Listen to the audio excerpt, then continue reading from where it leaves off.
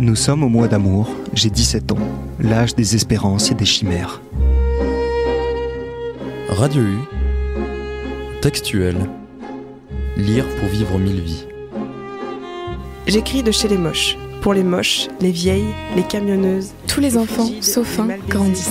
Ils savent très tôt qu'ils grandiront. Les tarés, toutes les exclues du grand marché à la J'avais bonne fait mère. remplir un flacon d'acide chlorhydrique et je le gardais sur moi en permanence avec l'idée de le jeter un jour à la gueule de La quelqu'un. petite, au chapeau de feutre. Tu aimes les hommes d'amour, d'enthousiasme, et tu es féministe depuis l'adolescence. Accoudée au bastingage. La petite ville de Verrières peut passer pour l'une des plus jolies de la Franche-Comté. Textuel, lire pour vivre 1000 vies. Des textes choisis et lus par Marie-Philippe. Bonsoir à toutes, bonsoir à tous.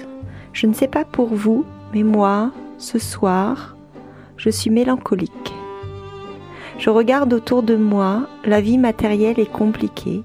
Il y a beaucoup d'angoisse, beaucoup d'inquiétude, plus de confiance. La vie est précaire, le monde n'est qu'une branloire pérenne, comme dit Montaigne, depuis quelque temps. Tout change tout le temps, rien n'est stable, tout coule, tout fuit. Et je perds l'équilibre. C'est les montagnes russes, il y a des hauts et des bas, je descends et je touche le fond et je remonte. Et j'aime le moment de léger apaisement lorsque je remonte, lorsque l'horizon s'ouvre à nouveau. La tristesse est toujours là, mais moins vive, moins forte, moins douloureuse. Et je me dis que je suis très malheureuse. Et en le disant, je le suis moins. Et je me dis que la vie est encore belle. Il y a encore des plaisirs, des joies, des réconforts.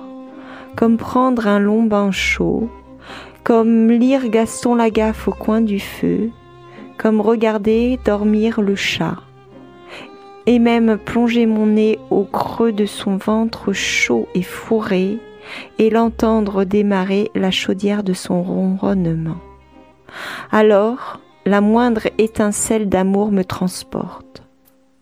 Ce soir, je vous lis les premières lettres que Guillaume de Kostrovitsky a écrites à son amoureuse, Geneviève Marguerite Marie-Louise de Pilot de Coligny-Châtillon. Les lettres à Lou de Guillaume Apollinaire. I try, I cry, I'm in, I die. I try, I cry, I'm in, I die. I try, I cry, I'm in, I die. I try, I cry, I'm in, I die. J'avance sans peur dans la dead zone de toute la barre, tenir chose. À marcher seul sur le volcan, le feu déclenche parfois le vent. Lettre 1. Nice, 28 septembre 1914. Vous ayant dit ce matin que je vous aimais, ma voisine d'hier soir, j'éprouve maintenant moins de gêne à vous l'écrire. Je l'avais déjà senti dès ce déjeuner dans le vieux Nice, où vos grands et beaux yeux de biche m'avaient tant troublé que je m'en étais allée aussi tôt que possible afin d'éviter le vertige qu'il me donnait. C'est ce regard-là que je revois partout, plutôt que vos yeux de cette nuit dont mon souvenir retrouve surtout la forme et non le regard. De cette nuit bénie, j'ai avant tout gardé devant les yeux le souvenir de l'arc tendu d'une bouche entr'ouverte de petite fille, d'une bouche fraîche et rieuse, proférant les choses les plus raisonnables et les plus spirituelles, avec un son de voix si enchanteur qu'avec l'effroi et le regret où nous jettent les souhaits impossibles, je songeais qu'auprès d'une Louise comme vous, je n'eusse voulu être rien autre que le taciturne. Puissais-je encore toutefois entendre une voix dont le charme cause de si merveilleuses illusions? 24 heures se sont à peine écoulées depuis cet événement que déjà l'amour m'abaisse et m'exalte tour à tour, si bas et si haut que je me demande si j'ai vraiment aimé jusqu'ici. Et je vous aime avec un frisson si délicieusement pur que chaque fois que je me figure votre sourire, votre voix, votre regard tendre et moqueur, il me semble que, dussé-je ne plus vous revoir en personne, votre chère apparition liée à mon cerveau m'accompagnera désormais sans cesse. Ainsi que vous pouvez voir, j'ai pris là, mais sans le vouloir, des précautions de désespérer, car après une minute vertigineuse d'espoir, je n'espère plus rien. Sinon que vous permettiez à un poète qui vous aime plus que la vie de vous élire pour sa dame et se dire « Ma voisine d'hier soir dont je baise les adorables mains, votre serviteur passionné. » Guillaume Apollinaire. Collier d'épines, je reste pour percer l'énigme. L'énergie sismique qui nous guide déclenche parfois. Lettre 2. 3 octobre 1914. Vous étiez ce matin toute charmante et de la façon la plus inattendue. Dans votre robe à fleurs, on eût dit un écureuil s'ébattant à travers une roseraie en Perse. J'avais pensé à vous la nuit entière sans pouvoir dormir.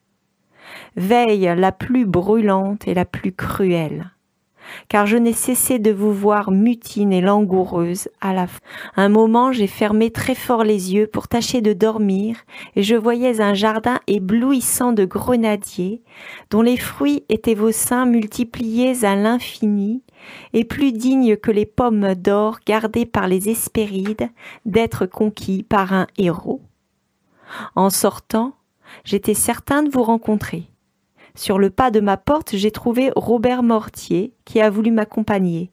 Il voulait m'entraîner vers la gare et j'ai refusé obstinément, sûr que vous alliez passer. Je n'ose plus guère vous dire que je vous aime, car des choses aussi profondes obligent en quelque sorte ceux à qui on les écrit. Mais je peux bien vous répéter que je ne cesse de penser à vous, et que c'est là l'occupation la plus délectable, mais hélas la plus morose, puisque ni les projets ni même les souhaits n'en peuvent être le résultat. Toutefois, vous semblez être bonne et vous m'avez dit que vous seriez sensible à l'amour. Vous m'obligeriez infiniment et me rempliriez de joie en venant un de ces jours et bientôt vous promener avec moi toute seule. Je m'efforcerai de ne pas vous ennuyer, ni avec ma peine dont vous êtes l'objet, ni avec quoi que ce soit qui puisse vous être désagréable. J'écrirai demain à Paris afin que si cela était possible, vous ayez mes livres, puisque vous m'avez fait l'honneur de me les demander. Je souhaite d'avance qu'ils vous amusent et je les recommande à votre indulgence. Au demeurant, je vais en écrire un pour vous tout exprès, et nul doute qu'inspiré par une passion aussi violente, et puisque c'est de vous qu'il s'agit, d'une essence aussi délicate, je n'écrive là mon livre le plus rempli de cette humanité, qui est à mon gré la seule chose digne de toucher les hommes et d'être recherchée par un écrivain.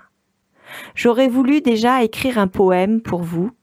Il m'eût été trop personnel et n'eût dépeint que les sentiments que vous avez éveillés en moi et aussi votre grâce. Mais, en somme, je ne connais rien de vous, sinon que je vous trouve infiniment jolie et digne d'être aimée, même sans espérance de retour.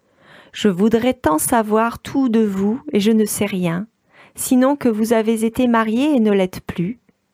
Je n'ose plus parler de vous avec Siegler, qui doit bien se douter que je suis amoureux de vous. Et me voilà réduit à tout imaginer de vous en me fondant sur vos cheveux fauves, sur vos yeux au regard étrange, sur votre franchise et sur la joie qui s'éveille en moi quand je vous vois, et je ne vous ai vu que 3 fois. Mais tel est le pouvoir de fascination que vous exercez sur moi comme une autre Mélusine, que vous m'êtes après tout familière, qu'il me semble que je vous ai toujours connu, toujours aimé, et que je n'ai jamais pu aimer que vous, que je n'ai jamais aimé que vous, et que je n'en aimerai jamais d'autres. Ce ne sont pas là paroles vaines, puisque je n'ai jamais écrit cela à aucune femme, et que jusqu'ici, même quand je croyais aimer, je retenais beaucoup de moi-même, et que même quand j'ai cru souffrir, je souhaitais avant tout la prompte fin de ma peine, au lieu qu'aujourd'hui je demande à ce qu'elle dure autant que la vie, et c'est en foi de quoi je baise vos mains adorées. Votre serviteur à vie, Guillaume Apollinaire. J'ai toujours aimé danser sur les chemins de traverse. Le temps est mon allié.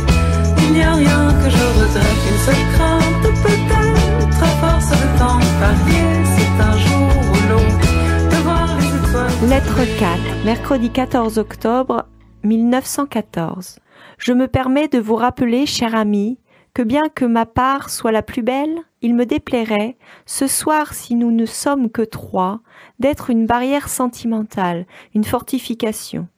On sait ce qu'elles valent sous les feux croisés d'un flirt homérique quant aux épithètes. Si bien que vous pouvez me donner le soin de votre défense ou encore établir une fois pour toutes l'attitude que doit garder notre ami, ou bien, au contraire, me mettre moi-même à l'écart. Si bien que ces choses fondées sur des bases solides, je puisse me mêler à une conversation qui promet d'être brillante. À moins encore que pour me dédommager d'avoir attendu hier, vous ne vouliez passer une longue soirée amicale avec moi seul.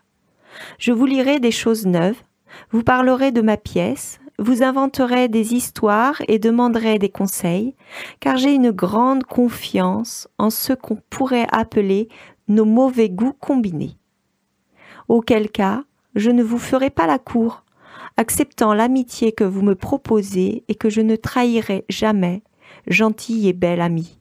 Si cette dernière alternative vous convient, vous pourriez, en arrivant devant Vaugade, si vous ne voyez pas Bory, déclarer que vous veillez et ne voulez pas aller à Victoria, et après dîner, laisser SP reconduire votre cousine, tandis que vous me demanderiez de faire un tour avec vous avant de vous reconduire.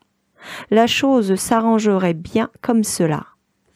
Mais il en sera comme vous voudrez, car je ne suis plus qu'un ami, bien décidé à vivre une amitié qui vaut, vous l'avez dit, la peine d'être vécue. La main très amie de Guillaume Apollinaire. Toujours je tremble face à l'éclipse. La lumière est mon meilleur guide. Self-contrôlé, pas de côté. Il faut être bien accompagné. Toute chance n'est pas bonne à saisir. La peur des vides et ses abysses.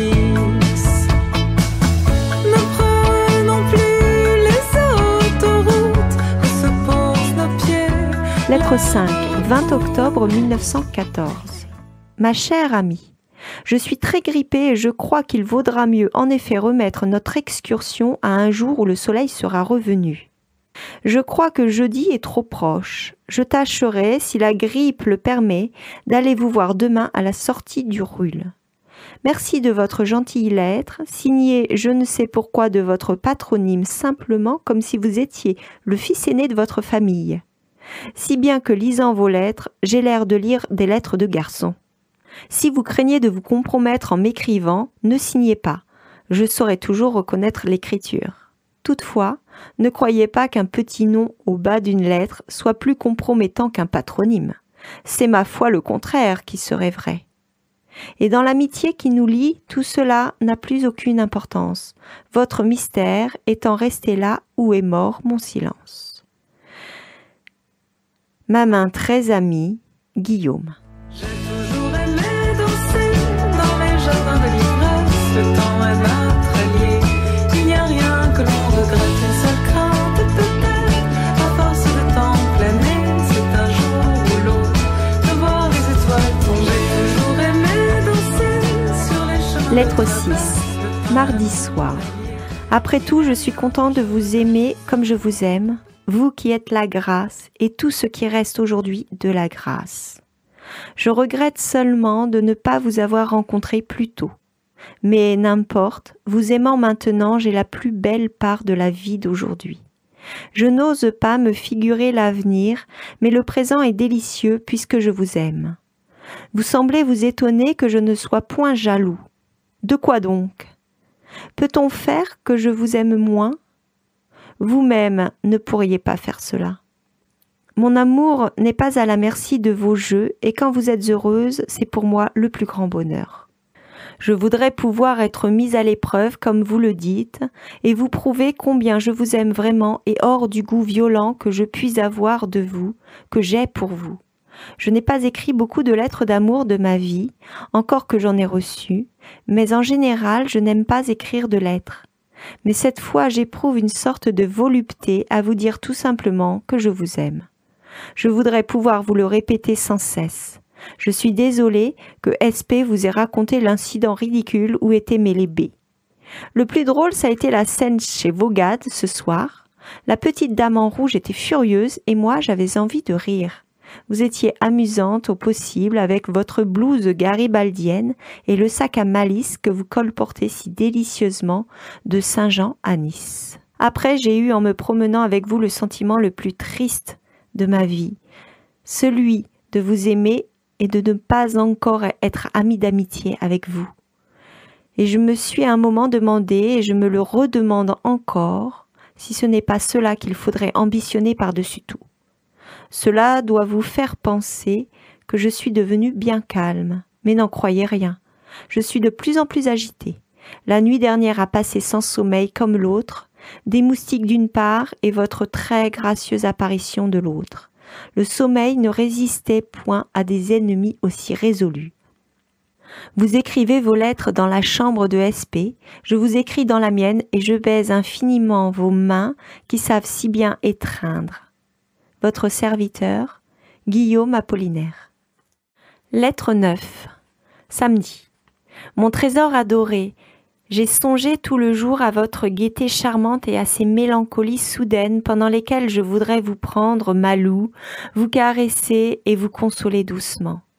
Plût à Dieu que vous fussiez en peu de temps très heureuse. Je vous ai dit que je le pensais, je le crois encore.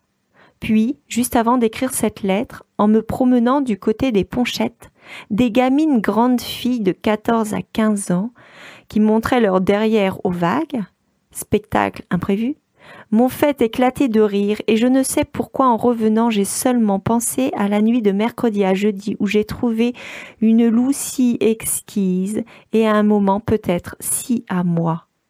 Le souvenir savoureux et nocturne ne voulait pas me quitter et je crois qu'il m'entraîne encore. À lundi, chère divinité de mon cœur, Lou au nom chinois et à l'esprit attique. Je baise vos mains, vos pieds et vos paupières meurtries et battues, comme celles des biques énamourées. À bientôt, mon amour, Guy. J'ai toujours aimé danser dans les jardins de l'ivresse. Le temps est notre allié. Il n'y a rien que l'on regrette. Une seule crainte peut-être, à force de temps planer, c'est un jour ou l'autre de voir les étoiles tomber. J'ai toujours aimé danser sur les chemins de traverse. Le temps est mon allié. Il n'y a rien que je regrette. Une seule crainte peut-être, à force de temps parier, c'est un jour ou l'autre de voir les étoiles tomber. J'ai toujours aimé danser dans les jardins de l'ivresse.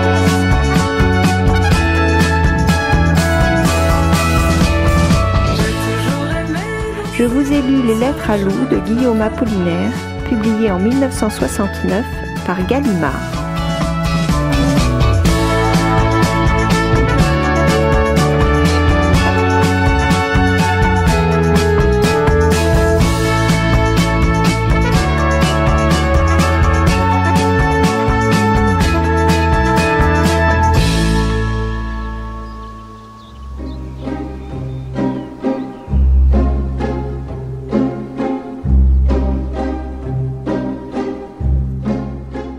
Textuel, lire pour vivre 1000 vies, des textes choisis et lus par Marie-Philippe.